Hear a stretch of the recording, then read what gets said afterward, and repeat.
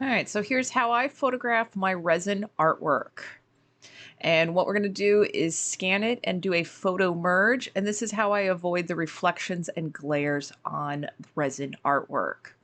So here's the supplies that you need, just a cheap scanner and a photo merge program. And I've modified my scanner. I've taken the top off and then I've wrapped it around with cellophane so it doesn't scratch the resin surface. Now, whichever scanning program you have and Photoshop, you're going to be scanning your large artwork in 8 by 10 sections. And each time that you scan, pick up the scanner and then place it in the next section.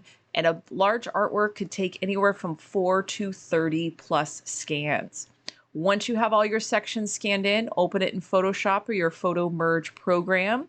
And in Photoshop, I'm just doing a photo merge, adding all of it, and then letting Photoshop do all the heavy lifting for this. And I actually do this with all of my artwork, whether it has resin on it or not. And I like this because that gives me a digital file that's the exact same size as my large file. And for this reason right here, how much you can scan into the painting and then scan out. So I could reproduce this painting at any size with this file. So feel free to make this kind of what works for you. Check out scanning and photo merge programs and just kind of have fun with it. This is my way I do it. Feel free to take this method and adapt it and adjust it for what you need. Happy creating.